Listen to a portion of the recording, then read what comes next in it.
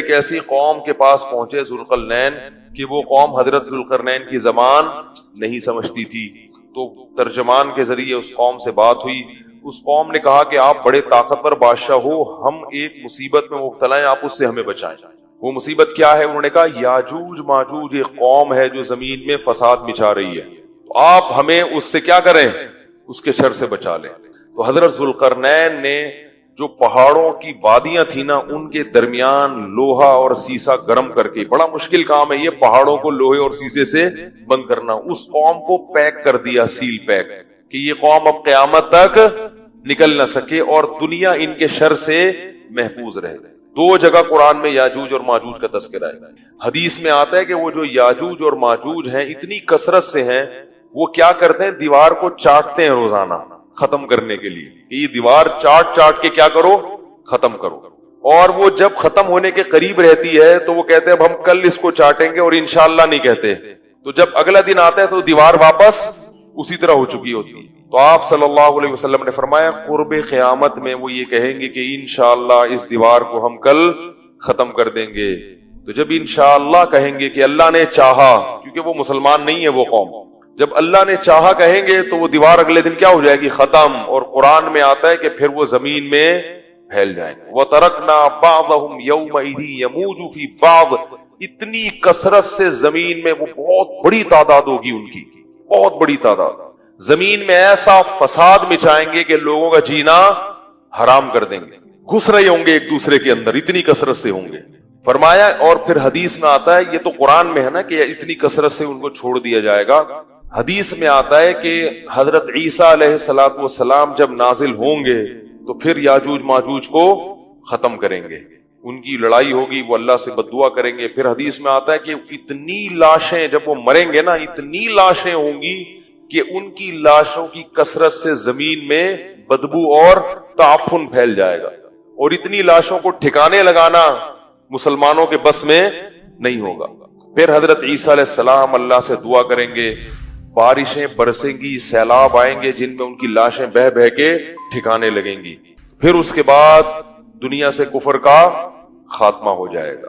پھر آپ صلی اللہ علیہ وسلم نے بتایا کہ حضرت عیسیٰ علیہ السلام کی معیت میں ایسا زمین میں پھر انصاف پھیلے گا، ایسا انصاف پھیلے گا، ایسی اللہ کی عبادت ہوگی کہ برکتیں نازل ہوں گی. ایک انگور کا دانہ اتنا بڑا پیدا ہوگا کہ لوگ اس کو سیراب کر کے، ایک انگور کے دانے سے کئی آدمی سیراب ہوں گے، اتنے بڑے بڑے انگور پیدا ہوں گے. کیونکہ جب تقویٰ ہوگا نا زمین میں تو برکتیں آسمان سے نازل ہوں گی، پھلوں کے سائز بڑھ جائیں گے، ان کے ذائقے بڑھ جائیں گے. ابھی تو دیکھو چھوٹے ہوتے جا رہے ہیں، پبلک بھی چھوٹی ہوتی جا رہی ہے، قد چھوٹے ہوتے جا رہے ہیں. ٹھگنی سے ایک آدمی کی شادی ہوئی، کسی چھوٹے قد کی عورت سے، بچے اتنے سے، اب وہ ماں بچوں کو کھلا رہی ہے، بڑے ہی نہیں ہو رہے، وہ ماں پہ گئے قد میں. تو وہ شوہر جل کے اپنی بیوی سے کہتا ہے یہ بڑے نہیں ہوں گے، ان کو جتنا کھلائے گی یہ اور چھوٹے ہو جائیں گے. کہتے ہیں ان کے ساتھ پودے لایا تھا، وہ بڑے ہو گئے اور یہ اتنے کے. پرانے زمانے کا ہم نے کلپ سنا تھا. تو ہر چیز جو ہے نا اس کی برکت کیا ہو رہی ہے؟ ختم. اب آپ دیکھو، ہمیں یاد ہے بچپن میں جب روٹی پکتی تھی نا کچن میں، خوشبو آتی تھی دور تک. اب روٹی میں خوشبو ختم ہو گئی، تو برکتیں ختم ہو رہی ہیں، ذائقے ختم ہو رہے ہیں. ہری مرچوں میں مرچیں نہیں ہیں، میں ہری مرچوں کا عاشق ہوں، میں کھانے میں ہری مرچ کے بغیر کھاتا نہیں، اور ایسے چباتا ہوں ایسے کر کے. مجھے لوگ دیکھتے ہیں، ایک دفعہ میں ہوٹل میں گیا تو میں نے کہا ہری مرچیں لے آؤ. وہ مذاق سمجھتے ہیں، وہ ایک اٹھا کے لے آتا، میں کہتا میں ہری مرچیں لے کر آؤ یار. اس نے غصے میں نا پوری پلیٹ بھر کے لے آیا، تو میں کھا گیا. میں تو چاہ ہی رہا تھا کہ پلیٹ بھر کے لے کر آؤں. تو حیران ہو رہا ہے یار، یہ تو میں سمجھتا تھا کہ مذاق کر رہا ہے. تو لیکن اب ہری مرچوں میں ذائقہ 6-7 چبا جاؤ، اس کے بعد کوئی ایک آدھ نکلتی ہے. ہر چیز میں ذائقہ کیا ہو رہا ہے؟ اس کا گناہوں سے بھی بڑا گہرا تعلق ہے. کچھ تو یہ کھاد واد کے اثرات ہیں، کچھ ہماری بدعمالیاں بھی ہیں. چیزوں کے ذائقے کیا ہو رہے ہیں؟ ختم ہو رہے ہیں. تو یہ انار حدیث میں آتا ہے اتنا بڑا پیدا ہوگا کہ انار کا جو چھلکا ہے نا، اس میں اس کو لوگ سائبان کے طور پہ استعمال کریں گے. اتنے بڑے بڑے لوگ اس میں بیٹھ کے چھاؤں کے طور پر رکھیں گے. اتنے بڑے انار پیدا ہوں گے اور ایسے ذائقے دار. تو یہ کچھ علامات تھیں جو اللہ تعالیٰ نے قرآن مجید میں بیان کی. اس پر پھر کبھی بیان کریں گے علامات قیامت پر، قیامت کی علامات میں کیا کیا ہے. یہ ایک مستقل ٹاپک ہے، اس میں لوگوں نے موضوع من گڑت قصے بہت بنائے ہوئے ہیں، صحیح روایاتیں کم ہیں اور جو موضوع من گڑت کتابیں اور اپنی طرف سے قصے کہانیاں بنا کے، ورنہ یہ ایک مستقل ٹاپک ہے، قرآن و سنت میں اس پر بہت کچھ بیان کیا گیا ہے۔ تو خیر، اصحاب کہف کا یہ واقعہ تھا اور حضرت موسیٰ علیہ السلام کا یہ واقعہ۔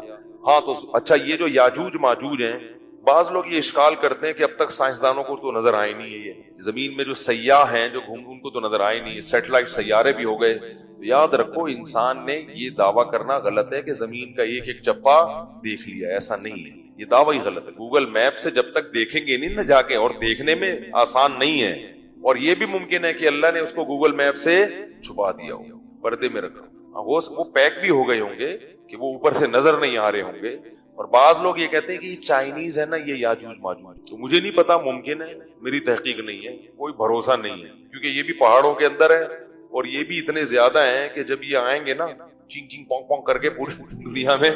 لیکن بہرحال ایک قوم ہے، ہمارا اس پر ایمان ہے کہ وہ ایک قوم ہے جو قرب قیامت میں زمین میں، قرآن کہتا ہے ثم اتبع سببا حتی اذا بلغ بین السدین، سد کہتے ہیں بند کرنا، کہتے ہیں نا سد باب، اور انسداد دہشت گردی، باب انفعال میں جائے گا تو انسداد یعنی دہشت گردی کو بند کرنا۔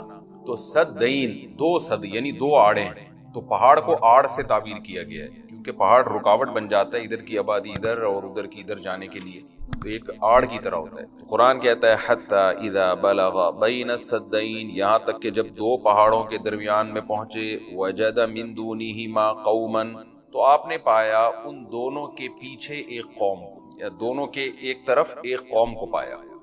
لا یکادون یفقہون قولا، ایسی قوم تھی لا یکادون یفقہون قولا، کہ بات سمجھنے کی صلاحیت ہی نہیں تھی اس کے اندر۔ دیکھیں حضرت ذوالقرنین جب مشرق کی طرف گئے تو زبان تو وہاں بھی نہیں آتی ہوگی، وہ الگ زبان ہوگی۔ جب سورج کے مغرب کی طرف گئے، زمین کے دوسرے کنارے کی طرف، تو ان کی زبان بھی ذوالقرنین کی زبان سے میچ نہیں کرتی ہوگی، وہاں بھی ترجمان کی ضرورت پڑی ہوگی۔ لیکن وہاں قرآن نے یہ نہیں کہا کہ وہ بات سمجھتے ہی نہیں تھے۔ لیکن جب نارتھ کی طرف گئے ہیں تو قرآن کہہ رہے ایسی قوم دیکھی پہاڑوں کے پیچھے جو کچھ سمجھنے کی اس میں گویا صلاحیت ہی نہیں تھی، لا یکادون، ان میں کھوپڑی نہیں تھی ان کی۔ اس لیے زیادہ تر مفسرین اس طرف گئے ہیں کہ یہ کوئی وحشی قوم تھی، کوئی وحشی قوم ہوتی ہے نا جنگلوں میں جو رہنے والے، جیسے میں نے ایک ولاگ بنایا تھا، مسائی قوم ایک جنگل میں رہتی ہے، تو جنگلی قسم کی قوم تھی، کوئی ہو سکتا ہے پتے وتے جسموں پہ ڈھانپتے ہوں اور بالکل درندوں کی طرح جانوروں کی طرح رہتے ہو، تو اس ٹائپ کی قوم تھی کہ اوپر کھوپڑی ان کی خالی تھی، بات سمجھنے کی صلاحیت نہیں تھی ان میں۔ قالوا یا ذا القرنین، وہ ذوالقرنین سے آ کے کہنے لگے ان یاجوج و ماجوج مفسدون فی الارض، کیا ذوالقرنین آپ اللہ کے نیک بزرگ ہیں، آپ آئے ہیں اللہ اللہ سکھا رہے ہیں لوگوں کو، دین کی دعوت دے رہے ہیں، توحید کی دعوت دے رہے ہیں، تو ایک کام ہمارا کر دیں کہ ایک قوم ہے یاجوج اور ماجوج جس نے زمین میں فساد مچا کے رکھا ہوا ہے۔ اب سوال یہ پیدا ہوتا ہے کہ جب اس قوم میں کچھ سمجھنے کی صلاحیت ہی نہیں تھی تو ان کو یہ کیسے پتا چل گیا کہ یہ ذوالقرنین اللہ کے نیک بندے ہیں، اور پھر ان سے بات چیت بھی ہوئی اور ذوالقرنین نے ان کو آگے یہ بھی بتایا کہ میں دونوں پہاڑوں کے درمیان سیسا پلائی ہوئی دیوار بنا کے ان پہاڑوں کو بند کر دوں گا، اس میں میرے ساتھ یہ تعاون کرو، تو یہ سب کانورسیشن ہوئی کیسے؟ تو اس کا جواب آسان ہے، ظاہر ہے جتنی بھی بے وقوف قوم ہو کسی نہ کسی طریقے سے، اشاروں سے، ترجمان سے، مختلف طریقوں سے، اس کو تھے تو بہرحال انسان نا، کوئی گدھے گھوڑے یا کوئی بندر تو نہیں تھے انسان۔ تو قرآن کا منشا صرف یہ ہے کہ ان کے ساتھ ذوالقرنین کو سمجھنے اور سمجھانے میں بہت زیادہ پریشانی ہوئی، تو مقصد صرف یہ بتانا ہے کہ بہت ہی کوئی بے وقوف قسم کی قوم تھی۔ تو باقی قرآن پھر جو واقعے کی تکمیل کے لیے پھر بیچ میں بہت ساری چیزوں کو حذف کر دیتا ہے جو غیر ضروری ہوتی ہیں۔ اب عقل مند یہ بات سمجھ جائے گا کہ ذوالقرنین اور ان کے درمیان جو بات چیت ہوئی اس میں حضرت ذوالقرنین کو بہت زیادہ مشکلات پیش آئیں، ان کی بات کو سمجھنے میں بھی اور سمجھانے میں بھی۔ تو آگے پھر قرآن جو ہے نا کہ جو ان کا جو بڑا مقصد تھا وہ بہرحال حاصل ہو گیا، وہ اشاروں سے ہوا ہو، وہ کوئی ترجمان کے ذریعے ہوا ہو یا کسی بھی طرح سے ہوا ہو، تو حضرت ذوالقرنین نے بھی کوئی حل نکالا ہوگا نا کہ اس قوم کی بات کو سمجھنے کی ہم کوشش کریں، ان کو بہرحال دین کی دعوت دی ہوگی۔ تو اس اشکال کا جواب تو یہ ہے، کیونکہ قالو کا مطلب یہاں نہیں ہے کہ آئے انہوں نے ذوالقرنین کی زبان میں بات کرنا شروع کر دی، جو بھی اپنی زبان میں جس طرح سے بھی بات کی، چاہے اشارہ سے کی ہو یا ترجمان کے ذریعے۔ دوسری بات یہ ہے کہ انہوں نے حضرت ذوالقرنین کی طاقت کا تو اندازہ لگا لیا تھا کہ یہ اتنے پاورفل ایک لشکر کے ساتھ آئے ہیں اور ان کے پاس اتنا اسلحہ ہے، اتنے گھوڑے ہیں، تو یہ ہنر مند ہیں۔ اور آگے ریکویسٹ انہوں نے اس لیے بھی کی کہ حضرت ذوالقرنین کی بزرگی کا بھی ان کو اندازہ ہو گیا۔ دیکھیے اللہ تعالیٰ نے انسان کی نیچر ایسی بنائی ہے کہ جو نیک لوگ ہوتے ہیں نا ان کی تقوی اور للہیت کا، ان کی بزرگی کا غیر مسلموں پہ بھی اثر پڑتا ہے۔ ہندوستان میں علماء بتاتے ہیں کہ ہندو مسلمان بزرگوں کے پاس آیا کرتے تھے دعا کرانے کے لیے، اب بھی آتے ہیں۔ انڈیا کے بعض علماء نے ہمیں بتایا کہ ہمارے پاس ہندو بھی آتے ہیں اور کہتے ہیں ہمارے لیے دعا کریں اللہ تعالیٰ سے، کیونکہ ایک لاشعوری طور پر انسان کے ذہن میں یہ بات ہوتی ہے کہ بھئی یہ اللہ والا آدمی ہے۔ جیسے یوسف علیہ السلام جب جیل میں تھے تو غیر مسلم یوسف علیہ السلام کے پاس آئے اور کہنے لگے کہ آپ ہمیں خواب کی تعبیر بتائیں۔ سوال پیدا ہوتا ہے کہ بھئی وہ تو غیر مسلم تھے اور یوسف علیہ السلام نمازی پرہیزگار تھے، تو غیر مسلموں کو کیسے اندازہ ہو گیا کہ یہ خواب کی تعبیر بتائیں گے؟ اس کا جواب یہی ہے کہ لاشعوری طور پر اللہ نے دلوں میں ایک ہیبت ڈالی ہوتی ہے پرہیزگار لوگوں کی، ایک روب ڈالا ہوا ہوتا ہے اور ایک عظمت ڈالی ہوئی ہوتی ہے۔ یوسف علیہ السلام کے پاس آنے والے لوگوں کو یہ بات معلوم تھی کہ یہ عظیم انسان ہے اور یہ ان کو اللہ تعالیٰ وہ باتیں بتا دے گا جو ہمیں نہیں بتاتا، اللہ ان کو خواب کی تعبیر سمجھا دے گا، ہم نہیں سمجھ سکتے۔ ایک لاشعور میں انسان کے ہوتی ہے یہ بات۔ اور بھی اس میں بہت ساری مثالیں ہیں، لیکن میں پھر وہ ہمارا یہ لیکچر جس کو ہم فوکس کر رہے ہیں وہ رہ جائے گا۔ تو ذوالقرنین کے ساتھ بھی یہی ہوا کہ وہ قوم جنگلی وحشی قسم کی تھی، لیکن ان کو طاقت کا بھی اندازہ ہو گیا اور بزرگی کا بھی اندازہ ہو گیا۔ پھر آ کے انہوں نے درخواست کی۔ طرز عمل سے یہ لگتا ہے کہ وہ قوم بھی مسلمان ہو گئی تھی، یعنی بغیر لڑائی کے اور بغیر کسی مناظرے بازی کے ذوالقرنین کا مذہب اس قوم نے بھی قبول کر لیا۔ تو کیا کہنے لگی حضرت ذوالقرنین سے؟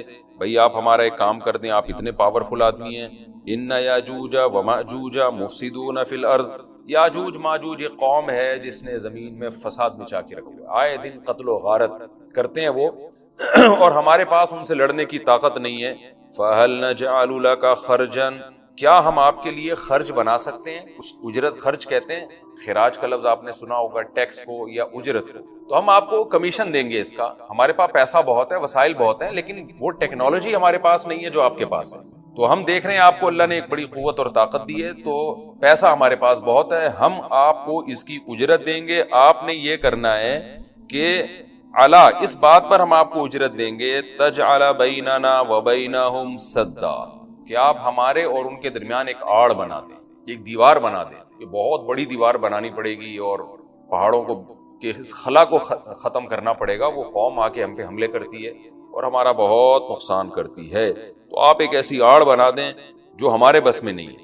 قال ما مکنی فیہ ربی خیر، ذوالقرنین نے فرمایا میرے رب نے جو مجھے ٹھکانہ دیا ہے، طاقت دی ہے، وہ بہتر ہے۔ کیا مطلب؟ مجھے تمہاری اجرت کی ضرورت نہیں ہے، میرے پاس بہت وسائل ہیں۔ دیکھیں استغنا بہت بڑی نعمت ہے۔ سلیمان علیہ السلام کا بھی یہی انداز تھا، جب ملکہ سبا نے ہدیے دے کے بھیجا نا، تو سلیمان علیہ السلام نے بھی یہ فرمایا تھا، ما آتانی اللہ خیر مما آتاکم، مجھے جو اللہ نے وسائل دیے ہیں وہ تم سے بہت زیادہ ہیں۔ تو ایسے موقع پہ اس طرح کی بات کرنا یہ تکبر نہیں کہلاتا، بلکہ یہ عین شکر ہے کہ بھئی میں کیوں کسی سے مانگوں۔ آپ نے بعض دفعہ مالداروں کو دیکھا ہوگا، وہ یہ جملہ کہتے ہیں بھئی ہم کسی کے محتاج نہیں۔ تو اس جملے میں اگر اللہ کے شکر کی نیت ہے تو یہ اچھا جملہ ہے، اور اگر نیت ہے دوسرے کو نیچا دکھانا پھر یہ تکبر ہے۔ تو بعض وہمی لوگ کیا کرتے ہیں، کوئی بھی اس طرح کا جملہ زبان سے نکالتے تو فوراً اس پہ تکبر کا فتویٰ ٹھوک دیتے ہیں، یہ ٹھیک نہیں۔ اس طرح کے جملے پیغمبروں سے بھی ثابت ہیں تو اور اہل اللہ سے بھی ثابت ہیں۔ حضرت ذوالقرنین نے فرمایا بھائی پیسوں کی مجھے ضرورت نہیں ہے، ما مکنی فیہ ربی، میرے رب نے جو مجھے وسائل دیے ہیں، خیرون، وہ بہت بہتر ہے۔ تم کیا دو گے مجھے، کتنے پیسے دے دو گے؟ ہاں مجھے افرادی قوت کی ضرورت ہے، کیونکہ اتنے بھاری بھرکم پتھر اٹھا کے پہاڑوں پہ لے کے جانا، لوہے کی پلیٹیں لے کے جانا، اس کے لیے افراد چاہیے، مزدور چاہیے، لیبر چاہیے۔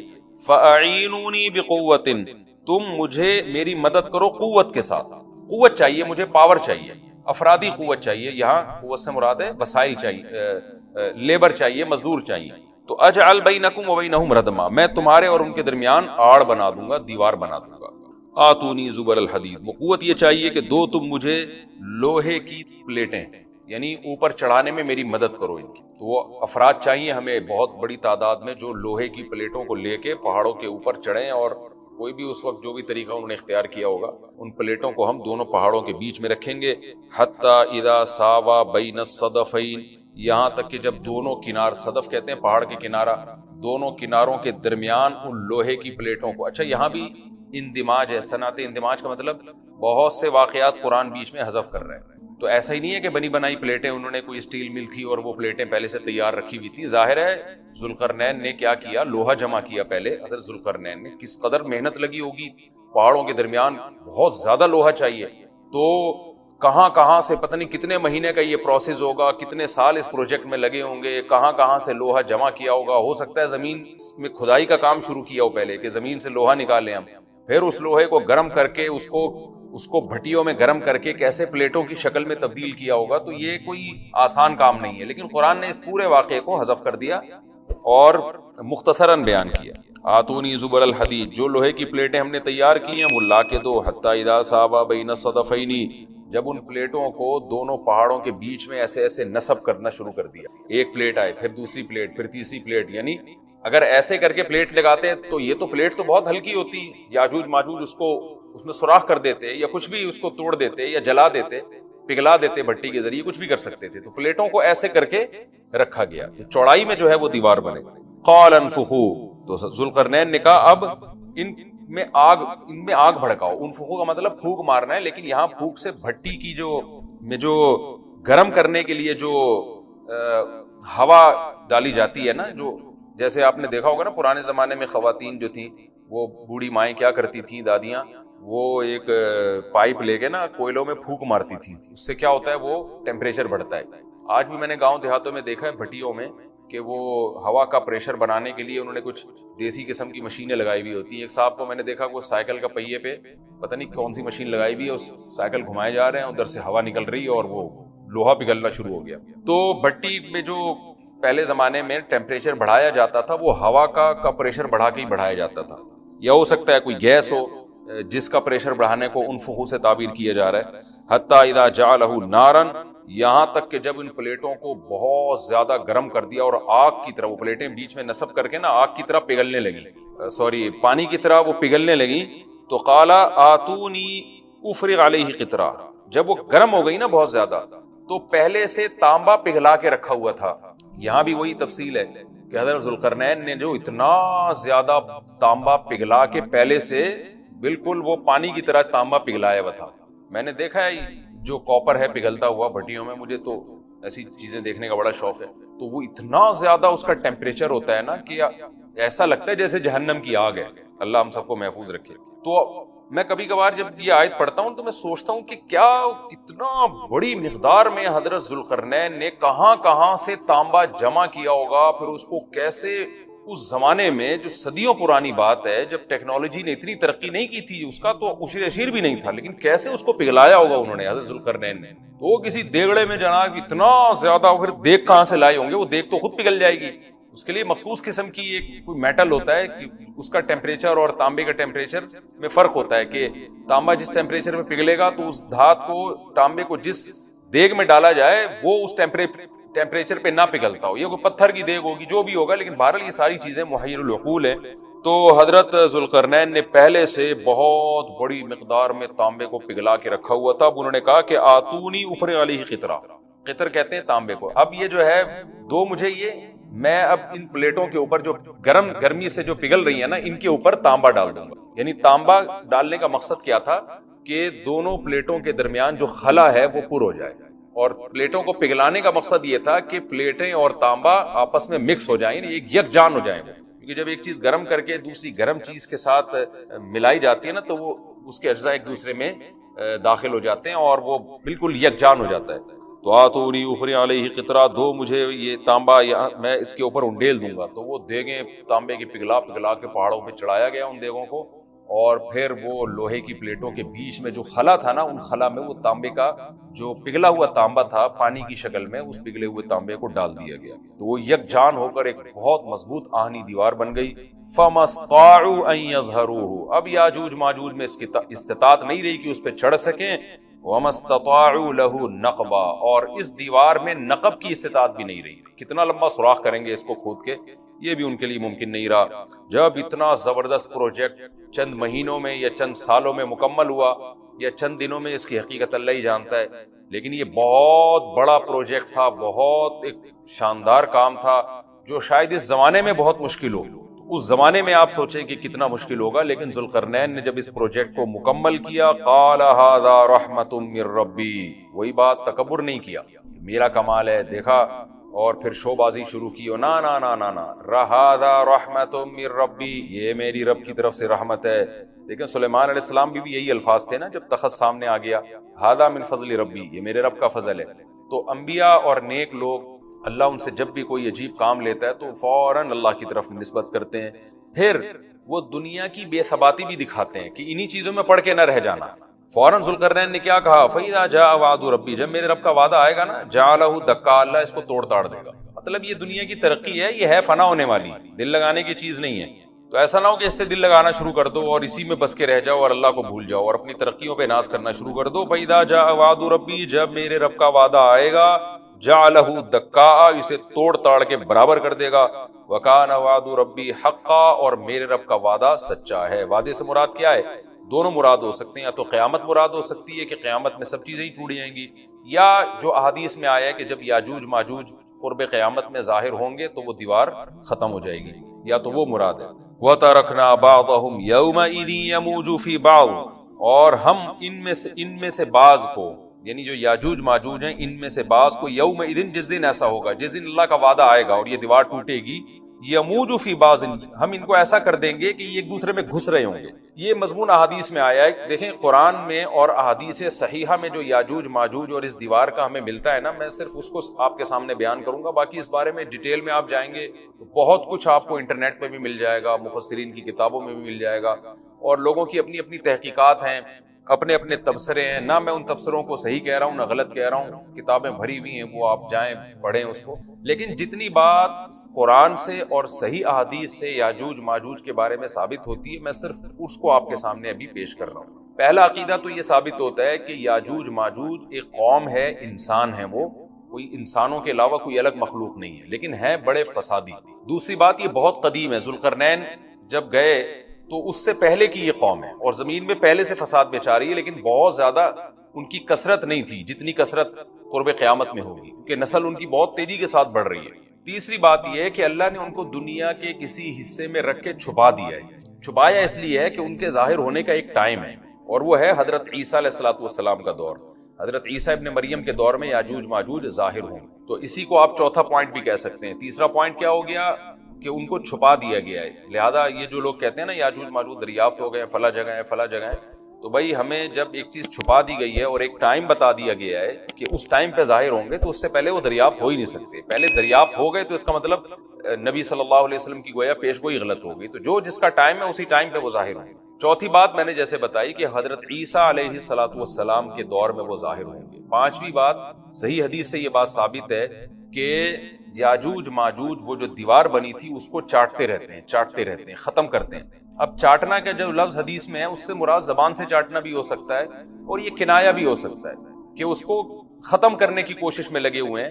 اور ایسے چاٹنا، جب ہم کوئی چیز چاٹتے ہیں نا تو بہت تھوڑی تھوڑی وہ ختم ہوتی ہے، تو اتنی موٹی اتنی بڑی دیوار ہے کہ وہ انہوں نے اپنی اسٹرگل اور اپنی محنت نہیں چھوڑی ہے، تو وہ دیوار کو کسی نہ کسی طریقے سے گھسائی میں اس کے لگے رہتے ہیں۔ تو زبان سے بھی چاٹنا ہو سکتا ہے اور کسی اور طریقے سے اس کو ختم کرنے کی کوشش بھی مراد ہو سکتی ہے۔ اور حدیث میں آتا ہے کہ ایک دن آئے گا وہ جب ختم ہونے والی ہوتی ہے نا، تو وہ کہتے ہیں کہ ہم کل اس کو دوبارہ شروع کریں گے اور کل ہم اس کو ختم کر دیں گے، لیکن وہ اللہ تعالیٰ اپنی قدرت سے دوبارہ اس دیوار کو اتنا ہی موٹا کر دیتے ہیں جتنا ذوالقرنین نے کیا تھا۔ تو قرب قیامت میں جب حضرت عیسیٰ علیہ السلام کا ظہور ہوگا تو وہ یہ کہیں گے ہم انشاءاللہ اس کو کل ختم کریں گے۔ تو انشاءاللہ کا لفظ جب استعمال کریں گے، کیونکہ وہ قوم ہے کافر، وہ اللہ پہ اعتماد کرنا، اللہ پہ توکل کرنا یہ چیز نہیں۔ جیسے کافر تو نہیں کہے گا نا اللہ نے چاہا تو وہ اللہ پہ یقین نہیں رکھتے، تو وہ جب اللہ کا نام لیں گے اور کہیں گے کہ اللہ نے چاہا تو ہم اس کو کل ختم کر دیں گے، تو پھر اسلام کی وجہ سے وہ دیوار ختم ہو جائے گی۔ اس کی مثال ایسے جیسے حدیث میں آتا ہے، پچھلی قوموں میں ایک نوجوان تھا جو جادوگر کے پاس بھی جاتا تھا اور راہب کے پاس بھی جاتا تھا، جس کا سورہ بروج میں تذکرہ ہے، والسماء ذات البروج میں۔ تو جب وہ نوجوان پکڑا گیا، وہ مسلمان ہو گیا تھا، بادشاہ نے اس کو بھیجا تھا جادوگر کے پاس کہ جادو سیکھے، لیکن وہ راہب کے پاس جاتا، عیسائیت سیکھی اس نے اور نیک مسلمان بن گیا۔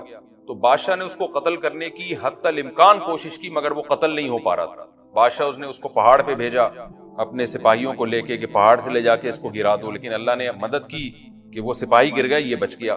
بادشاہ نے حکم دیا اس کو سمندر میں لے جا کے غرق کر دو، وہ سارے سپاہی غرق ہو گئے، یہ بچ گیا۔ تو کسی بھی طرح سے اس کی قتل کی کوششیں کامیاب نہیں ہو رہی تھی، تو اس نے بادشاہ سے کہا کہ تو اگر مجھے قتل کرنا چاہتا ہے نا تو چوک پہ کھڑا کر کے تیر مجھے مار اور کہے کہ بسم اللہ و ربی ھذا الغلام، اس نوجوان کے رب کے نام سے میں اس کو قتل کرتا ہوں، تو اللہ کا نام لے کے مجھے مارے گا تو میں قتل ہو جاؤں گا۔ نوجوان یہ قربانی اس لیے دے رہا تھا کہ بادشاہ جب پوری پبلک کے سامنے اللہ کا نام لے گا تو لوگوں کو یقین آ جائے گا کہ بھئی اللہ کا نام لینے سے تو کام ہو گیا، اور اللہ کا نام لیے بغیر کام نہیں ہو رہا تھا۔ تو جو بادشاہ اللہ کو مانتا نہیں تھا آج اس کو بھی اللہ کا نام لینا پڑا ہے۔ تو نوجوان نے یہ قربانی اس لیے دی کہ بادشاہ جب اللہ کا نام لے گا لوگوں کو اللہ کی ذات پہ یقین آئے گا اور لوگ مسلمان ہو جائیں گے، عیسائیت کو قبول کر لیں گے۔ تو اس نوجوان نے یہ قربانی دی اور بادشاہ نے اللہ کا نام لے کے جب تیر مارا تو وہ نوجوان شہید ہو گیا، اور لیکن پورا ملک مسلمان ہو گیا، عیسائیت قبول کر لی۔ اور سورہ بروج میں پھر اللہ نے ان کا تبصرہ کیا، ان کا واقعہ بیان کیا ان کے بارے میں کہ کیسے بادشاہ نے خندقیں کھود کھود کے پوری قوم کو جو ہے وہ جو دین سے پیچھے نہیں ہٹے ان کو کس طرح سے آگ میں پھینک دیا ان سب۔ تو اس سے پتہ چلتا ہے کہ کافر بھی بعض دفعہ جب اللہ کا نام لیتا ہے نا تو اس کو دنیاوی فائدہ ہو جاتا ہے۔ تو یاجوج ماجوج بھی تنگ آ کر پھر اللہ کا نام لیں گے اور کہیں گے اللہ نے چاہا تو ہم اس دیوار کو کل ختم کر دیں گے، اور بالآخر وہ دیوار ختم ہو جائے گی۔ پھر قرآن کے الفاظ ہیں آگے کہ جب یہ دیوار ختم ہوگی وَتَرَكْنَا بَعْضَهُمْ يَوْمَئِذٍ، اچھا ہاں میں بتا رہا تھا کہ حدیث سے کیا پوائنٹ پتہ چلتے ہیں، تو یہ 5 پوائنٹ ہو گئے۔ چھٹا پوائنٹ یہ کہ حضرت عیسیٰ ہی کے دور میں یہ کسی وبا کے ذریعے ہلاک ہو جائیں گے۔ حضرت عیسیٰ علیہ الصلوۃ والسلام اتنے زیادہ ہوں گے کہ ان سے لڑنا ممکن نہیں ہوگا، جیسے کہ قرآن میں بھی آ رہا ہے وَتَرَكْنَا بَعْضَهُمْ يَوْمَئِذٍ يَمُوجُ فِي بَعْضٍ، ہم ان میں سے بعض کو بعض کے اندر گھسا دیں گے، اتنی کثرت سے ایک دوسرے میں، اب آبادی کی کثرت بہت ہوگی، ان کی گھسے ہوئے ہوں گے ایک دوسرے میں، جیسے چیونٹی اور مکوڑے ہوتے ہیں، تو ان سے لڑنا ممکن نہیں ہوگا۔ تو حضرت عیسیٰ علیہ الصلوۃ والسلام لوگوں کو لے کے کوہ طور پہ چلے جائیں گے اور باقی مسلمان وہ اپنے اپنے گھروں کے اندر بند ہو جائیں گے، اور پھر اللہ کی طرف سے ایک وبا آئے گی اور اس وبا میں یہ سارے کے سارے ہلاک ہو جائیں گے، اور پھر جب ہلاک ہو جائیں گے تو اتنی زیادہ ان کی لاشیں زمین پہ ہوں گی، اتنی زیادہ کہ انسانی آبادی ان کی لاشوں سے متعفن ہونا اور بیمار ہونا شروع ہو جائے گی، ان کی لاشوں سے بدبو اٹھے گی، اور ظاہر ہے انسان ہوں گے یہ، تو اس کی وجہ سے جو زمین کا ماحول خراب ہوگا۔ پھر حضرت عیسیٰ علیہ الصلوۃ والسلام اللہ سے دعا مانگیں گے کہ اللہ تعالیٰ ان کو کسی طرح ٹھکانے لگائے، کوئی انتظام کرے۔ پھر حدیث میں آتا ہے بارشیں ہوں گی اور سیلاب آئیں گے اور ان کی لاشیں بہہ بہہ کے پانیوں میں جا کے سمندروں میں جا کے ختم ہو جائیں گے، اللہ تعالیٰ ان کو اس طرح سے ٹھکانے لگائے۔ تو یہ یہاں تک جتنے بھی مضامین ہیں یہ صحیح احادیث سے ثابت ہیں۔ تو قرآن کہتا ہے وَتَرَكْنَا بَعْضَهُمْ يَوْمَئِذٍ يَمُوجُ فِي بَعْضٍ، ہم ان میں سے بعض کو بعض میں چھوڑ دیں گے، بہت کثرت ہوگی۔ وَنُفِخَ فِي الصُّورِ، اور پھر سور پھونکا جائے گا۔ قرآن میں تو یہ کہ سور پھونکا جائے گا ایسے لگ رہا ہے جیسے فوراً پھونکا جائے گا، مگر احادیث میں تفسیر ہے کہ فوراً نہیں پھونکا جائے گا۔ یاجوج ماجوج قیامت کی نشانیوں میں سے ایک بہت بڑی نشانی ہوگی، یعنی یہ اس بات کی علامت ہوگی کہ اب قیامت بہت قریب ہے۔ تو حضرت عیسیٰ ابن مریم علیہ السلام جب نازل ہوں گے، میں تھوڑی سی ترتیب بیان کر دیتا ہوں کہ جو کیونکہ بات یاجوج ماجوج کی چل رہی ہے تو اس سے منسلک جو واقعات ہیں جو اس دور میں ہوں گے وہ بھی میں اسی لیکچر کے ضمن میں بیان کر دیتا ہوں۔ ہمیں صحیح حدیث سے یہ پتہ چلتا ہے کہ قرب قیامت میں جب مسلمان بہت قسمہ پرسی میں ہوں گے تو خراسان سے لشکر اٹھے گا۔ خراسان یہ افغانستان اور ایران کا حصہ، اس علاقے کو نبی صلی اللہ علیہ وسلم کے دور میں خراسان کہا جاتا ہے، جس میں قندھار بھی آتا ہے، ایران کا بھی حصہ آتا ہے۔ تو یہاں سے لشکر اٹھے گا، مجاہدین لڑیں گے بہت بڑی تعداد میں، دنیا میں جہاد ہوگا، مسلمان ظلم کی چکی میں پس کے تنگ آ چکے ہوں گے، اور لڑتے لڑتے حدیث میں آتا ہے اتنی بڑی بڑی لڑائیاں ہوں گی کہ 1/3 مسلمان شہید ہو جائیں گے اس میں، 1/3 مجاہدین جو لڑنے والے ہوں گے، اور 1/3 جو ہوں گے وہ میدان جنگ سے بھاگ جائیں گے، اور 1/3 کو اللہ فتح عطا فرمائے۔ تو جو 1/3 میدان جنگ سے بھاگ جائیں گے، نبی صلی اللہ علیہ وسلم نے فرمایا ان کی توبہ کبھی قبول نہیں ہوگی۔ جو 1/3 شہید ہو جائیں گے وہ افضل ترین شہداء ہوں گے اس وقت کے، اور 1/3 کو اللہ تعالیٰ غلبہ عطا فرمائیں گے۔ ایک واقعہ تو ہمیں قرب قیامت میں نبی صلی اللہ علیہ وسلم سے یہ ملتا ہے صحیح حدیث سے۔ دوسرا ہمیں یہ ملتا ہے کہ قرب قیامت ہی میں مسلمان قسمہ پرسی کا شکار ہوں گے تو تلاش کریں گے حضرت مہدی کو، کیونکہ حضرت مہدی وہ شخصیت ہیں جن پہ تمام نیک لوگ جمع ہو جائیں گے اور وہ مسلمانوں کی میدان جنگ میں کمانڈ کریں گے، جہاد میں کمانڈ کریں گے۔ تو ان کو بیت اللہ میں تلاش کیا جائے گا، وہ رسول اللہ صلی اللہ علیہ وسلم کی اولاد میں ہوں گے، اور لوگ ان کو پہچان لیں گے، اہل اللہ پہچان کر ان کو اپنا امیر بنائیں گے، اور ان کی قیادت میں پھر لڑائی اور جہاد شروع ہوگا۔ اور یہ لڑائی جب دمشق میں لڑائی ہو رہی ہوگی تو دمشق میں عصر کی نماز کے وقت حضرت مہدی، میں نے جو یہ کہا کہ دمشق میں لڑائی ہو رہی ہوگی، مقصد یہ نہیں ہے کہ دمشق کوئی میدان جنگ بنا ہوا ہوگا، مقصد یہ ہے کہ وہ مجاہدین کا لشکر دمشق میں ہوگا عصر کی نماز کے وقت، لڑائی چاہے کسی اور میدان میں ہو رہی ہو، لیکن حدیث میں ہمیں دمشق کا تذکرہ ملتا ہے، تو دمشق میں حضرت شام کا تذکرہ ملتا ہے، اور جو قرائن ہمیں ملتے ہیں وہ دمشق کی ایک خاص مسجد ہے، وہ مسجد حضرت مفتی تقی عثمانی صاحب اور مفتی رفیع عثمانی صاحب نے اس کو ہائی لائٹ بھی کیا، لیکن وہ یقینی نہیں ہے، یہ خوب سمجھے، انہوں نے اس کا بھی تبصرہ کیا ہے کہ اس کے بارے میں کوئی یقین نہیں ہے۔ تو حضرت مہدی عصر کی نماز پڑھا رہے ہوں گے، لوگ امامت میں آپ کے پیچھے کھڑے ہوں گے، یہاں تک کہ مسجد کے مینار پر، آج بھی وہ مینار موجود ہے جس کے بارے میں غالب گمان ہے کہ یہ وہ مینار ہے جہاں حضرت عیسیٰ علیہ السلام نازل ہوں گے، غالب گمان کے درجے میں کہا جا سکتا ہے، ورنہ پھر اسی کے اڑوس پڑوس میں کوئی مسجد ہوگی۔ میرا اگر شام جانا ہوا تو انشاءاللہ میں ارادہ ہے کہ میں ولاگ میں اس مسجد کا بھی تذکرہ کروں گا، اس جگہ کا بھی تذکرہ کروں گا، لیکن میں پہلے یہ بات بتا دوں کہ وہ 100% یقینی نہیں ہے، ایسا نہ ہو کہ اس مسجد کے مینار پہ چڑھ کے لوگ جو ہے وہ اس کے کوئی مینار کو ہی چاٹنا شروع کر دیں تبرک کے طور پہ۔ تو عصر کی نماز کا ٹائم ہوگا، حضرت عیسیٰ ابن مریم علیہ الصلوۃ والسلام فرشتوں کے کندھوں پہ ہاتھ رکھ کے نیچے اتریں گے نماز کے ٹائم پہ، یعنی آسمان سے مینار تک آئیں گے، اور پھر مینار سے آپ کے لیے سیڑھیاں لگائی جائیں گی، سیڑھیوں کے ذریعے مینار سے نیچے اتریں گے اور لوگ ان کو پہچان لیں گے۔ حضرت مہدی ان کو امامت کے لیے آگے کریں گے کہ آپ اللہ کے ایک پیغمبر ہیں، آپ نماز پڑھائیے، حضرت عیسیٰ علیہ السلام انہی کو آگے رکھیں گے، اور اس طرح کا مفہوم ہے حدیث میں کہ اللہ نے اس کام کے لیے آپ کو ہی منتخب کیا۔ کیا مطلب یہ امامت اس امت کا حق ہے؟ تو حضرت عیسیٰ ابن مریم علیہ الصلوۃ والسلام کا جو کام ہوگا وہ جہاد ہے، اور یہودیوں سے انتقام لینا، کیونکہ یہودیوں نے اپنے خیال میں حضرت عیسیٰ کو قتل کیا تھا، تو اللہ نے یہودیت ہی کے خاتمے کے لیے اور دجال کے خاتمے کے لیے عیسیٰ ابن مریم کو نازل کیا۔ حضرت مہدی سے پہلے ہی دجال ظاہر ہو چکا ہوگا۔ دجال کے بارے میں حدیث میں آتا ہے کہ ہر پیغمبر نے اپنی امت کو دجال کے فتنے سے ڈرایا ہے۔ اچھا، یہ دجال ایک ایسی شخصیت ہے جس کا یہودی انتظار ہم سے زیادہ کر رہے ہیں، کیونکہ یہودی اس کو اپنے لیے نجات دہندہ سمجھتے ہیں، جبکہ حدیث میں آتا ہے کہ دجال کانا ہوگا اور اس کا خدائی کا دعویٰ ہوگا، اس کے پاس کچھ ایسی طاقتیں ہوں گی کہ مردے کو زندہ کر دے، زندہ کو مار دے، ایک طرف اس کے باغ ہوگا، ایک طرف اس کے آگ ہوگی، جو اس پر ایمان لائے گا اس کو باغ میں داخل کرے گا، اور جو اس پر ایمان نہیں لائے گا اس کو آگ میں داخل کرے گا، اور رسول اللہ صلی اللہ علیہ وسلم نے فرمایا اس کی جو آگ ہے حقیقت میں وہ جنت کا باغ ہوگا، اور اس کا جو باغ ہے حقیقت میں وہ جہنم کی آگ ہوگی۔ تو جو نبی کی باتوں پہ یقین کرتے ہیں وہ دجال کے فتنے سے محفوظ رہیں گے۔ اور حدیث میں سورہ کہف کی بھی تلاوت کا حکم ہے، جمعے کے دن جو کہف کی تلاوت کرتا ہے اللہ اس کو دجال کے فتنے سے محفوظ رکھتا ہے۔ اب آپ دیکھیں یہ سورہ کہف میں ہی قیامت کی علامات کا تذکرہ ہے نا، تو شاید اسی وجہ سے کیونکہ جو سورہ کہف پڑھتا رہے گا وہ یاجوج ماجوج کے واقعات بھی پڑھتا رہے گا اور اللہ کی قدرت کے واقعات بھی پڑھتا رہے گا، تو دجال کے فتنے سے اللہ اس کو اس برکت سے بچا کے رکھیں گے، فتنے سے محفوظ رکھیں گے۔ تو وہ ایسی طاقتیں دکھائے گا، بے وقوف لوگ اس پہ ایمان لے آئیں گے۔ حدیث میں آتا ہے کہ کانا کبھی بھی خدا نہیں ہو سکتا، یعنی اس کی تو ایک آنکھ ہوگی نہیں، لیکن بے وقوف لوگ اس کے یہ کچھ ظاہری کمالات دیکھیں گے، یہ نہیں دیکھیں گے کہ یہ تو شکل بھی اس کی اچھی نہیں ہے، یعنی خدا کم از کم جمال والا ہوتا ہے نا، یہ تو ہے بھی کانا، اور اس کے بڑا بڑا کافر بھی لکھا ہوا ہوگا واضح طور پر جس سے پتہ چلے گا۔ لیکن احمق اور بیوقوف لوگ جیسے روحانی عامل کو کچھ شعبدے دیکھ کر ان پہ سے متاثر ہو جاتے ہیں نا، روحانی عاملوں کے شعبدے دیکھ کے، تو ایسے ہی دجال کے شعبدے دیکھ کے متاثر ہوں گے۔ تو بہت لوگوں کو، خلقت کو، بہت بڑی امت کو گمراہ کرے گا دجال، اہل اللہ کو اللہ تعالیٰ اس کے فتنے سے محفوظ رکھے گا۔ پھر حضرت عیسیٰ ابن مریم جب نازل ہوں گے تو وہ دجال کو قتل کریں گے۔ حدیث میں آتا ہے کہ نیزے کے ذریعے گھوڑے پہ بیٹھ کے قتل کریں گے۔ علماء نے اس حدیث کا دو مطلب بیان کی کہ یا تو اس کا مطلب یہی ہے کہ واقعی گھوڑے پہ بیٹھیں گے، نیزہ استعمال کریں گے، اور زمین جو ہے وہ اتنی پہلے اس سے جنگیں ہو چکی ہوں گی کہ لوگ دوبارہ تلواروں گھوڑوں کی طرف آ جائیں گے۔ اس بات کا امکان ہے، ہر ملک ایٹمی طاقت بن چکا ہے، تو اگر یہ ایٹم بم سارے ملک آپس میں چلا دیں تو ہم دوبارہ گدے گھوڑوں والی زندگی پر آ جائیں گے، ٹیکنالوجی ساری تباہ و برباد ہو جائے گی، انسان کی ترقی۔ تو اس بات کا بھی امکان ہے کہ کوئی اس سے پہلے ہو سکتا ہے کوئی ایسی جنگ عظیم ہو کہ انسانیت دوبارہ پہاڑوں پتھروں کے دور میں آ جائے، لیکن ظاہر یہ معلوم ہوتا ہے کہ رسول اللہ صلی اللہ علیہ وسلم نے جو کلام کیا ہے ظاہر ہے اس دور کے لحاظ سے جو لوگوں کے جہاں تک جو لوگوں کی مینٹل اپروچ ہے وہاں تک، تو نبی صلی اللہ علیہ وسلم میزائل یا اور ٹینکوں کا تذکرہ کرتے تو کیا سمجھ میں آتا؟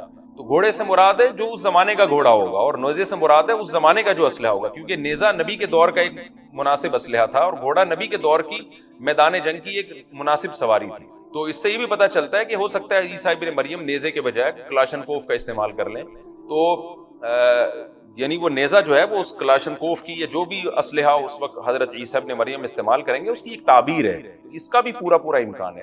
تو ہمیں بہرحال اتنا ایمان ہمارے لیے ضروری ہے کہ دجال کو قتل کرنے والی جو ذات ہے جو شخصیت ہے وہ عیسیٰ ابن مریم علیہ الصلوۃ والسلام. تو حضرت عیسیٰ کے ذریعے اللہ تعالیٰ دجال کو قتل کریں گے اور حضرت عیسیٰ کی قیادت میں زبردست جہاد ہوگا. حدیث میں آتا ہے کہ عیسیٰ ابن مریم اس دنیا کو امن سے بھر دیں گے. اتنا امن ہو جائے گا اور اتنی مالی فراوانی ہوگی، اتنی مالی، کیونکہ دنیا میں مال بہت ہے، ڈسٹریبیوشن صحیح نہیں ہے. جو تقسیم ہے نا مال کی وہ ظالمانہ ہے، جس کی وجہ سے غریب غریب سے غریب تر ہے، امیر امیر سے امیر تر ہے. حضرت عیسیٰ ابن مریم ایسا نظام قائم کریں گے کہ جس سے مال کی صحیح تقسیم، اور لوگ اٹھیں گے زکوٰۃ کا مستحق تلاش کریں گے اور لوگوں کو زکوٰۃ کا مستحق نظر نہیں آئے گا. غریب تلاش کرنا مشکل ہو جائے گا. یعنی ایک آدمی، حدیث کا مفہوم ہے کہ زکوٰۃ لے کے گھومتا رہے گا اور اس کو کوئی غریب نہیں ملے گا. اتنی مالی فراوانی ہو جائے گی. پھر ترمذی کی روایت میں آتا ہے کہ اللہ کی طرف سے برکتیں ایسی نازل ہوں گی کہ بڑے بڑے انار پیدا ہوں گے، بڑے بڑے انگور پیدا ہوں گے، زمین اپنی برکتیں کھول دے گی. اور حضرت عیسیٰ علیہ السلام خنزیر کو بھی دنیا سے ختم کر دیں گے. خنزیر کی نسل کو ختم کر دیا جائے گا. وَيَضَعُ الْجِزْيَةَ، اور جزیہ کا نظام ختم. اما الاسلام و اما السیف، یا تو تلوار یا اسلام، اس کے علاوہ نہیں. تو نبی صلی اللہ علیہ وسلم کو اللہ نے جس مقصد کے لیے دنیا میں بھیجا تھا، اس مقصد کی جو تکمیل ہے وہ عیسیٰ ابن مریم کے ذریعے. باقی اس میں حکمتیں کیا ہیں اس پر میرے الگ سے بیانات موجود ہیں کہ اللہ نے حضرت عیسیٰ ابن مریم کا انتخاب کیوں کیا اس کام کی تکمیل کے لیے. اسی امت میں کوئی کیوں منتخب نہیں کر لیا، یا یہ کہ پیغمبر صلی اللہ علیہ وسلم ہی کے ذریعے پوری دنیا میں اسلام کو غالب کر دیا جاتا. اس میں کیا حکمتیں، اس پر میرے الگ سے بیانات موجود ہیں. ابھی تو میں کوشش کرتا ہوں کہ تفسیر سے میں جو ٹو دا پوائنٹ بات ہے اس سے یہاں اس لیکچر میں نہ ہٹوں. تو اسی وقت حضرت عیسیٰ ابن مریم اس کو یاجوج ماجوج کو قتل کریں گے اور دنیا انصاف سے بھر جائے گی. اور اللہ تعالیٰ نے جو پیغمبروں کو دنیا میں بھیجا تھا اس کا مقصد کیفیت اور کمیت دونوں لحاظ سے حاصل ہو جائے گا. اس کے بعد پھر آہستہ آہستہ دنیا میں زوال شروع ہوگا، اور پھر جب پوری دنیا کے لوگ زوال کا شکار ہوتے ہوتے کفر کی طرف جائیں گے، گناہوں کی طرف. اور حدیث میں آتا ہے جب تک ایک شخص بھی اللہ کا نام لینے والا ہوگا اس دنیا پر قیامت نہیں آئے گی. یہاں تک کہ آخری شخص دنیا سے اٹھے گا جو اللہ کا نام لیا کرتا تھا، اس کے بعد اللہ تعالیٰ سور پھونکیں گے، جبریل کو حکم دیں گے سور پھونکنے کا، اور اس دنیا کو تباہ و برباد کر دیا. تو آگے قرآن کہتا ہے وَنُفِخَ فِي الصُّورِ، اور پھر سور میں پھونکا جائے گا. فَجَمَعْنَاهُمْ جَمْعًا، پھر ہم ان تمام انسانوں کو جمع کر دیں گے. وَعَرَضْنَا جَهَنَّمَ يَوْمَئِذٍ لِلْكَافِرِينَ عَرْضًا، اور قیامت کے دن ہم جہنم کو یومئذ، جس دن ایسا ہوگا یعنی جس دن سور پھونکا جائے گا، یہ دوسرا سور مراد ہے، للکافرین عرضا، کافروں کے سامنے پیش کر دیں گے. الذین کانت اعینہم فی غطاء عن ذکری، یہ وہ لوگ ہیں جن کی آنکھیں میری یاد سے پردے میں پڑی ہوئی تھی، یعنی میری یاد کی چیزیں ان کو نظر ہی نہیں آتی تھی، غفلت میں پڑی ہوئی تھی جن کی آنکھیں. وَكَانُوا لَا يَسْتَطِيعُونَ السَّمْعَ، اور یہ سننے کی صلاحیت بھی نہیں رکھتے، نہ حق بات سنتے تھے نہ حق دیکھتے، بس اپنے خواہشات کی جو چیزیں ہیں وہ ان کو اچھی لگتی تھیں اور وہی ان کو سمجھ میں آتی. تو یہ ہمارا رکوع الحمدللہ کمپلیٹ ہو گیا. اس رکوع میں ہمیں بہت سارے اسباق ملتے ہیں، میں نمبر وار اس کو مختصراً بیان کر دیتا ہوں. پہلی بات تو یہ کہ دیکھیں اللہ تعالیٰ نے کیسے کیسے بادشاہ دنیا میں بھیجے ہیں اور کتنے پاورفل بادشاہ. حضرت ذوالقرنین کا نام ہی قرن والا، دو کناروں والا، زمین کے بہت بڑے حصے کو حضرت ذوالقرنین نے فتح کیا. اور اللہ کے نیک بندے کیسے اللہ کے راستے میں لڑتے رہے ہیں. تو یہ جو لوگ بیٹھ جاتے ہیں نا بس عبادت کرو اور لڑائی وڑائی اسلام میں ہے ہی نہیں، یہ دنیا میں کوئی بھی عقل مند اس نظریے کا حامی نہیں ہے. تو طاقت اور قوت کی اسلام میں بہت زیادہ اہمیت. اس سے ہمیں یہ بھی پتہ چلتا ہے کہ اپنے ملک کی، خاص طور پر اسلامی ملک کی جو فوجی قوتیں ہیں، جو فوجی طاقتیں ہیں، ان کی ہمیں قدر کرنی چاہیے. کیونکہ اگر کوئی بھی ملک عسکری لحاظ سے کمزور ہو جائے، کیونکہ اللہ تعالیٰ تو جو عسکری لحاظ سے طاقتور قومیں تھیں اللہ نے ان کا کتنا تذکرہ کیا، ہاں وہ اللہ کے باغی نہ ہو. تو اسلامی ملک میں کوئی بھی اسلامی کنٹری ہے، چاہے سعودی عرب ہے، چاہے پاکستان ہے، چاہے ترکی ہے، کوئی بھی اسلامی کنٹری ہے، اس کی فوج کی قدر کرنی چاہیے، کیونکہ اسی کی وجہ سے ملک کا بارڈر محفوظ ہوتا ہے. اگر مسلمان عسکری لحاظ سے کمزور ہونا شروع ہو جائے تو کافر ہمیں گاجر مولی کی طرح کاٹنا شروع کر دیں، اسلام دشمن قوتیں ہمیں کھا جائیں، ختم کر دیں ہمیں کھا کے. تو نیک قوتوں کو اپنی بقا کے لیے ہمیشہ سے ایک اسلحے کی اور طاقت کی ضرورت رہتی ہے. اس کی اہمیت اسلام میں بہت زیادہ ہے. موسیٰ علیہ الصلوۃ والسلام کے بعد کتنے بڑے بڑے جنگی کمانڈر پیدا ہوئے. ذوالقرنین کا اللہ نے کیسا تذکرہ کیا. ذوالقرنین کی عبادت کا کہیں بھی تذکرہ نہیں، حالانکہ وہ بڑے عبادت گزار بھی تھے. داؤد علیہ السلام کی عبادت کا تذکرہ بھی ہے، ان کی تلوار اور طاقت کا تذکرہ بھی ہے. تو اللہ تعالیٰ جہاں عبادت کا تذکرہ کرتے ہیں تو طاقت اور قوت کا بھی تذکرہ کرتے ہیں. اس سے عسکری لحاظ سے اپنے آپ کو مضبوط کرنے کی اہمیت کا ہمیں پتہ چلتا ہے کہ اسلام میں اس کی بڑی اہمیت ہے. کسی بھی اسلامی ملک کی فوج کا مورال کسی بھی لحاظ سے ڈاؤن نہیں ہونا چاہیے اور عسکری لحاظ سے وہ کسی بھی لحاظ سے کمزور نہیں ہونی چاہیے, اور اس کو چاہیے کہ اعدوا لهم ما استطعتم من قوہ پر عمل کرے. قرآن کہہ رہا ہے روز بروز اپنی طاقت اور قوت میں اضافہ کرنے کی کوشش کرو. اس سے مسلم قوم کو کبھی بھی غافل نہیں ہونا چاہیے, اور کوئی بھی ایسا کام جس سے مسلمان قوتیں اور طاقتیں کمزور ہونا شروع ہو جائیں, اس کام سے ہمیں بچنا چاہیے. دوسری بات ہمیں یہ پتہ چلی کہ اللہ تعالیٰ نے اہل اسلام کے ذمے پوری دنیا کی ذمہ داری لگائی ہے, کسی ایک ملک کی نہیں. جتنے بھی پیغمبر آئے ہیں جب وہ دنیا فتح کرنا شروع کی ہے تو کہیں رکے نہیں ہیں وہ کہ بھئی یہاں تک, اس سے آگے نہیں جانا. ان کی صلاحیت ہی ختم ہو گئی ہو, وسائل ہی ختم ہو گئے ہو تو الگ بات. تو پوری دنیا ہے جس میں اللہ کے دین کو غالب کرنا ہے. اب اس کا طریقہ کیا ہوگا؟ ظاہر ہے جو جس زمانے میں سوٹیبل طریقہ ہو وہ اختیار کیا جائے گا. تو حضرت ذوالقرنین پہلے انتہائی مشرق کی طرف گئے ہیں جہاں سورج نکلتا ہے, تو وہاں سے جہاں سے آبادی شروع ہو رہی ہے, اور ان کا خیال تھا کہ اب آگے آبادی نہیں ہے تو پھر جا کے سٹاپ کیا ہے. مغرب میں بھی ایسے ہی, شمال میں بھی ایسے ہی. تو ہمیں جب دیکھتے ہیں کہ جب صحابہ کرام نے دنیا فتح کرنا شروع کی ہے تو ہمیں مسلمان کمانڈروں میں بھی ایسے واقعات ملتے ہیں کہ وہ علاقے فتح کرتے کرتے سمندر کے کنارے پہنچے اور انہوں نے سمندر کو دیکھ کے کہا کہ تیرے آگے بھی آبادی ہوتی نا تو ہم اللہ کا کلمہ وہاں بھی بلند کرتے. یہ دور تھا مسلمانوں کا, اور یہ عیسیٰ ابن مریم دوبارہ پھر وہی کریں گے, پوری دنیا کو فتح کریں گے. تو حضرت ذوالقرنین کے اس واقعے سے پتہ چلتا ہے کہ پوری دنیا کی ذمہ داری اللہ نے ہمیشہ سے اہل اللہ پہ لگائی ہے, اور وہ پوری دنیا میں اللہ کے دین کو غالب کرنے کی کوشش میں ہمیشہ سے لگے رہے. تیسری بات ہمیں پتہ چلتی ہے کہ اسباب اور وسائل کی اہمیت. حضرت ذوالقرنین نے جب اتنا پہاڑوں کے بیچ میں اتنا یعنی لوہے کی پلیٹیں لگا کے تانبا پگھلا کے آہنی دیوار بنائی ہے تو خوش ہوئے ہیں, ھذا رحمت من ربی, میرے رب کی رحمت ہے. تبھی تو اللہ کا شکر ادا کیا نا, خوشی پہ شکر ادا کیا جاتا ہے. تو اس سے یہ بھی پتہ چلتا ہے کہ سائنس اور ٹیکنالوجی, دیکھیں یہ کام ٹیکنالوجی کے بغیر ممکن نہیں تھا. تبھی تو اس قوم نے کہا نا ذوالقرنین سے کہ ہم پیسے آپ کو دیں گے, لیکن ہمارے پاس وہ وسائل نہیں ہیں, وہ ٹیکنالوجی نہیں ہے ہمارے پاس. اور بظاہر ایسا لگتا ہے کہ ان کے پاس لوہا بھی تھا, تانبا بھی تھا, کیونکہ حضرت ذوالقرنین اب یہ تو نہیں ہے نا کہ زمین کے مشرق کی طرف دوبارہ لوہا جمع کرنے گئے ہوں, تو وہیں سے جو کچھ ہوگا نکالا ہوگا. تو وسائل اس قوم کے پاس تھے, ٹیکنالوجی نہیں تھی کہ اس لوہے کو اور اس تانبے کو پگھلا کے دونوں پہاڑوں کے بیچ میں پلیٹیں کیسے بنانی ہیں اور ان کو کیسے ان کے بیچ میں تانبا کر کے کہانی دیوار بنائی, یہ ٹیکنالوجی ان کے پاس نہیں تھی. تو اس سے ہمیں ٹیکنالوجی کی ویلیو کا بھی پتہ چلتا ہے. آج مسلمان اس میں بھی بہت پیچھے چلے جا رہے ہیں اور اس کو مذہب سمجھنا شروع کر دیا ہے, یہ بات بھی غلط ہے. حضرت ذوالقرنین نے اتنی طاقت اور قوت کا استعمال کیا اور اتنے زبردست طریقے سے اس وقت جو بھی اس سوٹیبل ٹیکنالوجی تھی اس کا استعمال کر کے دو پہاڑوں کے بیچ کے راستے کو بند کر دیا, اور اس پہ خوشی منائی حضرت ذوالقرنین نے. یہ نہیں کہا کہ بھئی اس سے کچھ بھی نہیں ہوتا, اصل میں تو بس انسان کو چاہیے کہ وہ اللہ اللہ کیا کرے بیٹھ کے, اور یہ کیا اللہ سے بس مدد مانگو, اللہ ہی. یاجوج ماجوج کے بارے میں ان کو کہہ دیتے ذوالقرنین کہ تم سب رات کو تہجد میں اٹھ کے دعائیں مانگو, اللہ یاجوج ماجوج سے تمہیں بچا لے گا. نہ نہ حضرت ذوالقرنین نے کہا دعائیں بھی مانگو, یقیناً حکم دیا ہوگا دعائیں مانگنے کا, لیکن ہم پورے اسباب اور وسائل استعمال کریں گے, لوہے کی پلیٹیں بنائیں گے, تانبے کو پگھلائیں گے, اوپر چڑھائیں گے اور اس طرح سے پوری مضبوط دیوار بنائیں گے. آج مسلمان ہاتھ پہ ہاتھ رکھ کے بیٹھ گیا ہے اور وظیفوں میں اور جو ہے بس وہ چند صبح شام کے وظیفے پڑھ کے وہ سمجھتا ہے کہ ساری دنیا کے سارے مسائل کا حل اس سے ہو جائے گا. ایسا نہیں ہے, آپ کو بہت زیادہ ترقی کرنی ہے, بہت زیادہ اسباب و وسائل میں آپ کو غیر مسلموں سے آگے نکلنا ہے. جیسے کہ قرون اولیٰ کا مسلمان نکلا تھا, تبھی اللہ نے اس کے لیے دنیا میں فتوحات کے دروازے کھولے تھے. تو اللہ ہمارے لیے فتوحات کے دروازے